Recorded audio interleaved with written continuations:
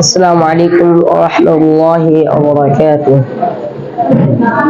Hi guys, আজকে দারুল উলুম হিফজুল কোরআন মাদ্রাসার নামে একটি গজল বানাবো। আপনারা যে প্রান্ত থেকে দেখতে পারেন অবশ্যই একটা লাইক, একটা কমেন্ট, একটা শেয়ার করবেন এবং জানিয়ে দিবেন কমেন্টে গজলটি কেমন হয়েছিল। স্টার্ট।